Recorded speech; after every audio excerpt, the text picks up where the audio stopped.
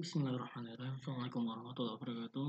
Selamat siang, mahasiswa semester 6 program studi pendidikan matematika. Dengan mata kuliah hari ini adalah penelitian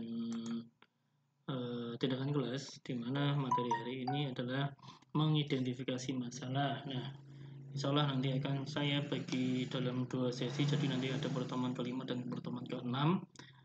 Hari ini adalah pertemuan yang ke-6 untuk perkuliahan penelitian tindakan kelas. Okay. Ini adalah video yang ke PTK,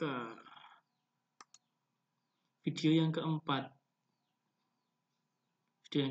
Jadi nanti akan saya potong menjadi 2, nanti akan menjadi pertemuan kelima.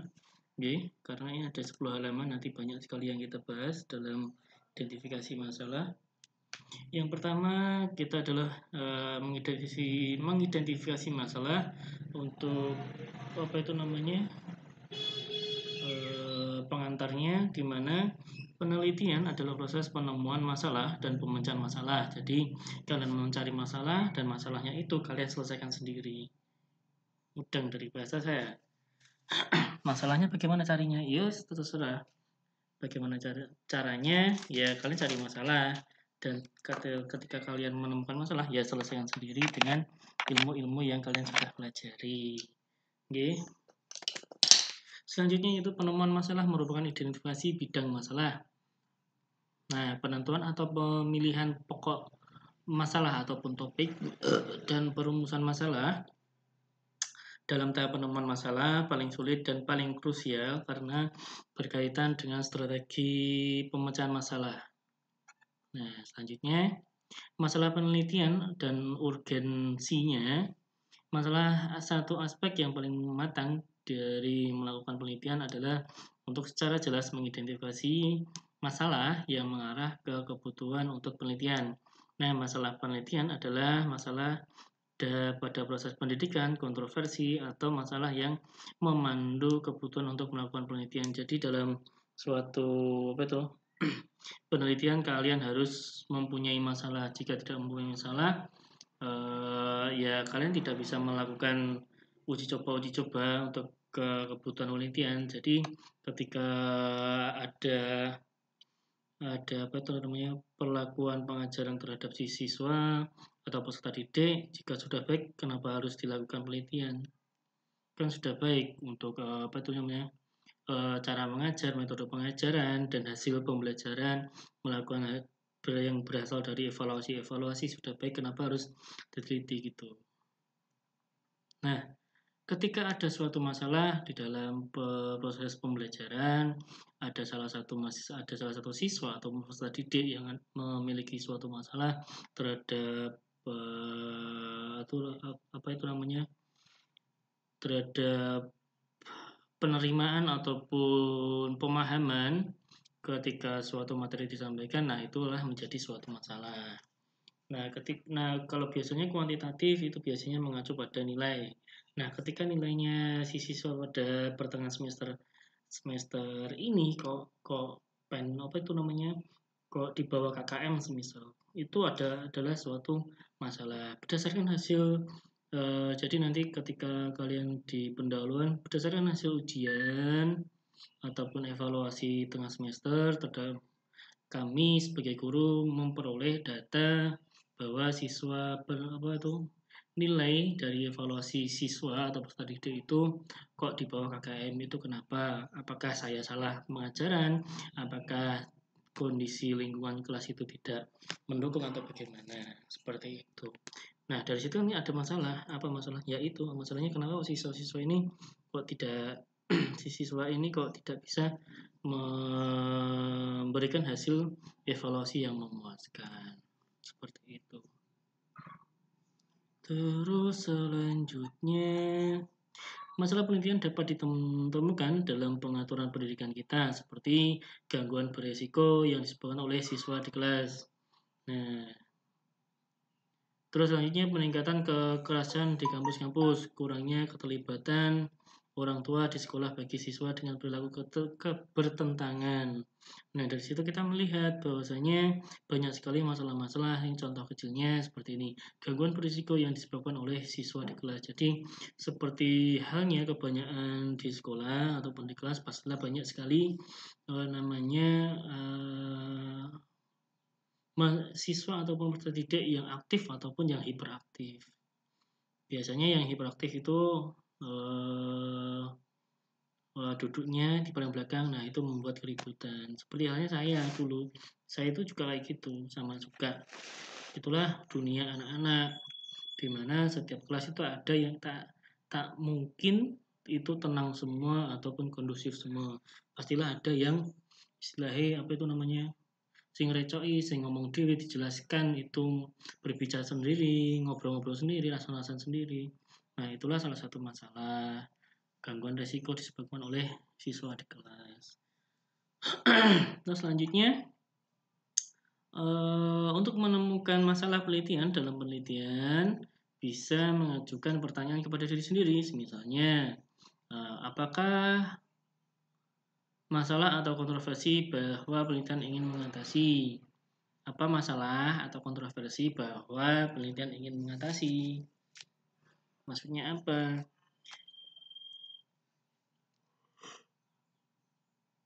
Berdasarkan itu carikanlah berdasarkan pengalaman-pengalaman Anda yang sudah kalian lalui. Nah, biasanya di dalam kelas atau kalian pada saat SD, SMP atau SMA, apa saja toh yang menjadi masalah kita atau masalah saya ketika saya sekolah di SD, ketika gak diterangkan itu gak ngerti apa biasanya itu. Masalahnya masalah apa, ataupun kalian bisa melihat di kelas perkuliahan ini masalahnya itu apa, seperti itu. Apa kontroversi yang menyebabkan kebutuhan untuk penelitian ini?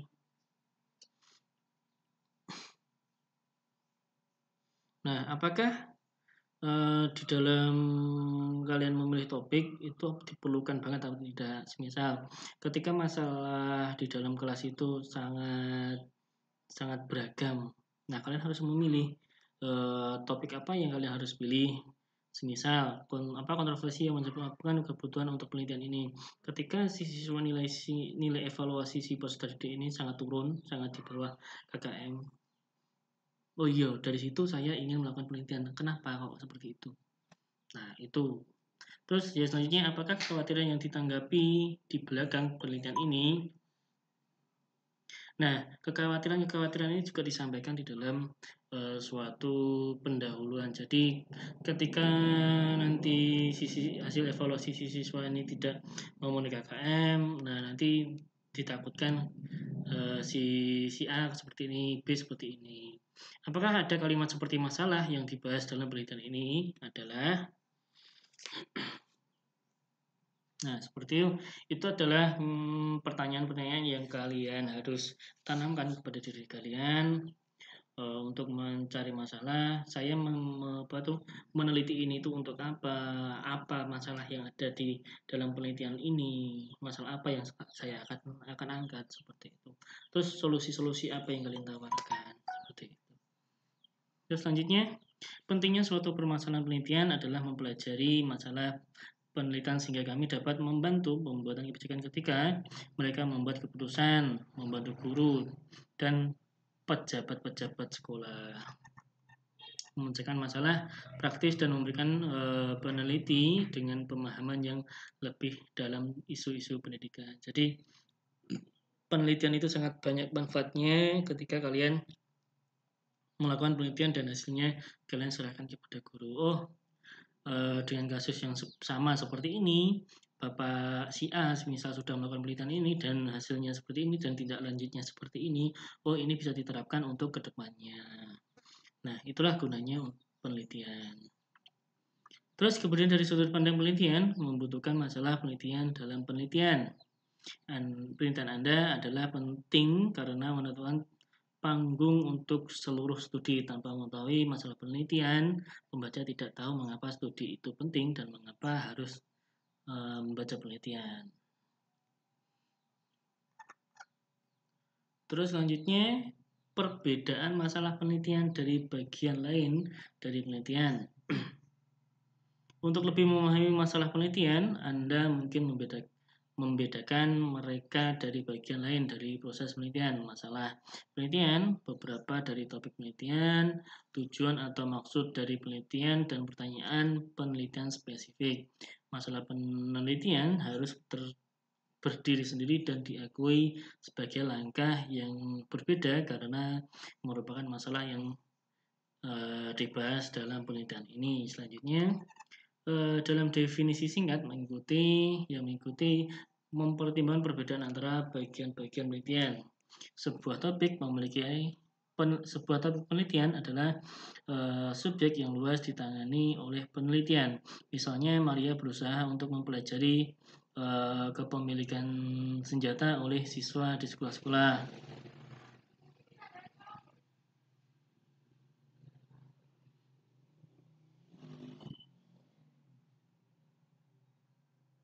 Nah, ini adalah salah satu topik. Nah, misalnya juga si Janata berusaha untuk mempelajari tingkat kepemahaman siswa dalam mempelajari mata pelajaran matematika, misal seperti itu. Terus selanjutnya masalah penelitian adalah pendidikan umum, masalah keprihatinan atau kontroversi dibahas dalam penelitian yang mempersempit topik. Tujuan masalah Maria adalah menurunkan tingkat kekerasan di sekolah karena sebagian siswa yang memiliki senjata. Jadi tadi dari awal Janata berusaha untuk mempelajari Janata berusaha untuk mempelajari kepemahaman peserta didik pada mata pelajaran matematika. Jadi tujuan masalah di sini Maria ingin meningkatkan kepemahaman siswa dalam mata pelajaran matematika, misalnya seperti itu. Selanjutnya yaitu tujuan A adalah niat utama atau tujuan dari studi yang digunakan untuk mengatasi masalah tersebut. Maria mungkin menyatakan tujuan penelitian sebagai berikut. Tujuan penelitian, saya akan mengidentifikasi faktor-faktor yang mempengaruhi sejauh mana mahasiswa membawa senjata di sekolah. Nah, selanjutnya Janata tujuan apa itu namanya? Tujuannya yaitu tujuan penelitian Janata akan mengidentifikasi faktor-faktor yang mempengaruhi pemahaman siswa di sekolah, misal seperti itu. Siswa dalam mata pelajaran matematika seperti itu. Oke. Selanjutnya adalah pertanyaan penelitian, mempersempit tujuan menjadi pertanyaan spesifik bahwa peneliti ingin menjawab atau menjadi bahasan dalam penelitian ini. Maria mungkin bertanya, apakah terdapat pengaruh rekan-rekan siswa untuk membawa senjata? Nah, dari sini apakah Janata mungkin bertanya, apakah terdapat pengaruh dari kawan-kawannya dalam dalam pemahaman siswa terhadap mata pelajaran matematika, misal seperti itu. Nah, dari sini, dari contoh-contoh dua tadi, mari kita memeriksa contoh lain seperti yang ditunjukkan gambarnya ada nggak? Nah, ditujukan pada gambar 2.1 untuk membuat titik ini. Dalam contoh ini, peneliti mulai dengan topik yang luas, pembelajaran jarak jauh, menyelidiki kemudian berusaha untuk belajar tentang masalah yang berkaitan dengan topik ini. Kurangnya mahasiswa terdaftar di kelas pendidikan jarak jauh.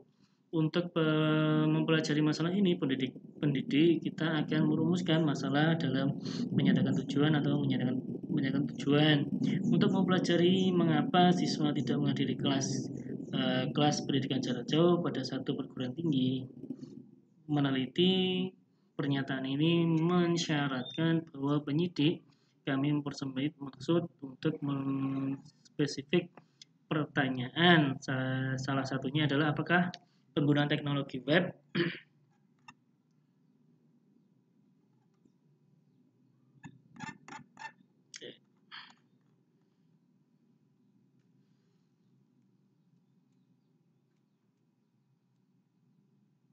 Nah, pada intinya topik-topik ini kalian akan bentuk dari sesuatu yang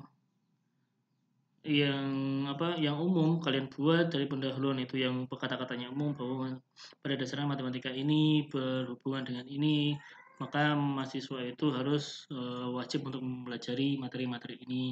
Nah, dari situ kalian harus membuat dari topik yang umum kepada topik yang khusus. Jadi seluruh pendahuluan yang kalian buat nanti, kalian harus memiliki apa tuh namanya, pendahuluan yang lebih umum ke khusus, di mana Janata melihat bahwasanya kemampuan peserta didik untuk pemahaman matematikanya sangat rendah. Maka dari itu kami mencoba untuk meneliti bahwasanya kenapa kok ada apa tuh?